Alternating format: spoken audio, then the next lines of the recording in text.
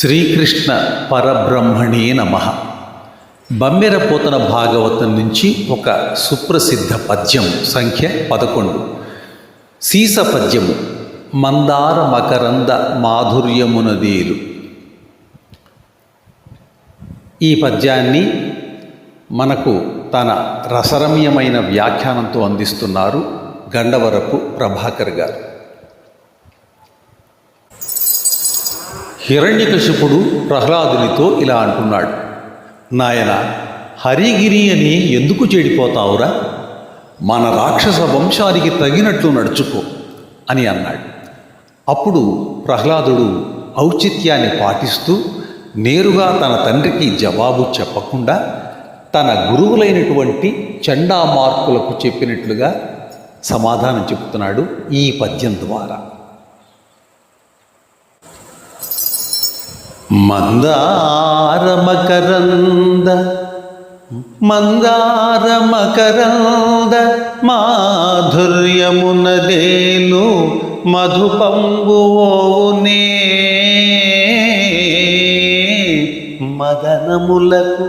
మదనములకు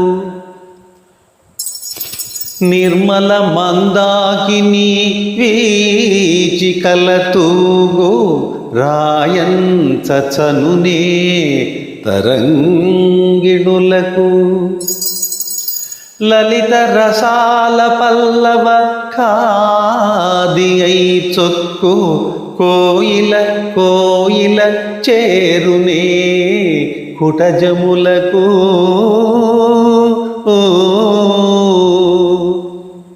పూర్ణేందు చంద్రికాస్ఫురిత చకోరకము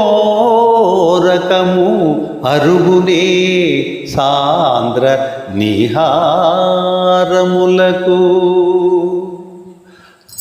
అంబుజోదర దివ్య పాదారవింద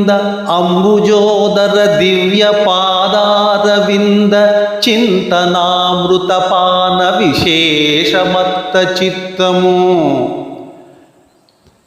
ఏ రీతి ఇతరంబు చేరనేర్చు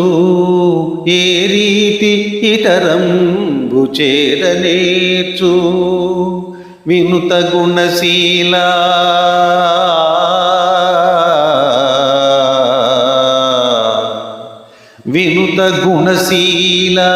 మాటలు వేయునేలా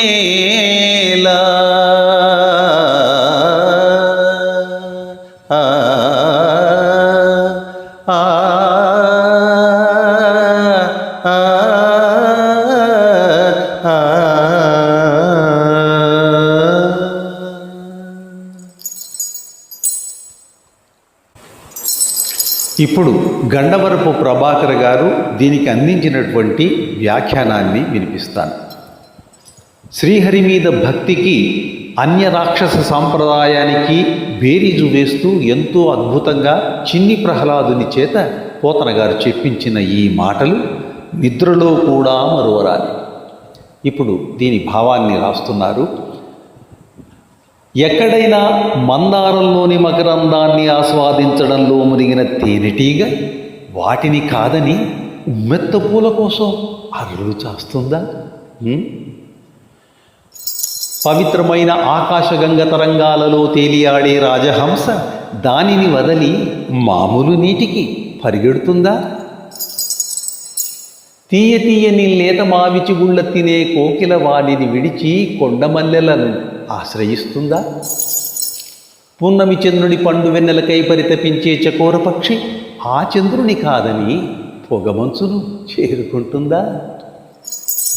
అదేవిధంగా పద్మాన్ని ఉదరంలో నుంచి తీసి సృష్టికి మూలమైన ఆ శ్రీహరిపాద పద్మముల నుండి వచ్చే అమృతాన్ని పానం చేస్తూ ఆ ఆనందమనే మత్తులో ఉన్న మనస్సు ఇతరమైన అల్ప విషయాల మీదకు ఎలా పోతుంది?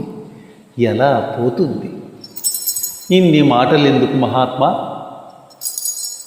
అంటూ ప్రహ్లాదుడు సమాధానం చెప్పాడు. ఇక్కడ వినత గుణశీల అని తండ్రిని సంబోధించడం ఇష్టం లేకనేమో ప్రహ్లాదుని చేత పోతన గారు ఈ మాటలు చండామార్కుల వారికి, ప్రహ్లాదుని యొక్క గురువులైనటువంటి చండామార్కుల వారికి చెప్పించారు. మదనములకు తరంగిణులకు కుటజములకు సాంద్ర నీహారికములకు అని చెప్పడంలో పోతన గారు ఆ విషయములకు ఎంత మాత్రము పక్షిజాలమే సుముఖత చూపవు, ఇంకా మానవ దేహములో ఉన్నవాడు ఉచ్చ విషయములకు కాక సామాన్య విషయములకు పోవునా అనగా పోడు అని సెలవిచ్చినట్లుగా లేదు. ప్రకృతితో ఆనాటి కవుల తాదాత్మ్యత, వాని పోకడలను విశ్లేషించుట, వానిని మానవ జీవితాలకు అన్వయించుట ఈ పద్యంలో కడు హృద్యంగా ప్రస్ఫుటమవుతున్నది. అందుకే ఇది ఆణిముత్యం అయింది. శ్రీహరి గోవింద భక్తజన మానస చోర రక్షమా రక్షమా. రేపు ఇంకో పద్యం గురించి.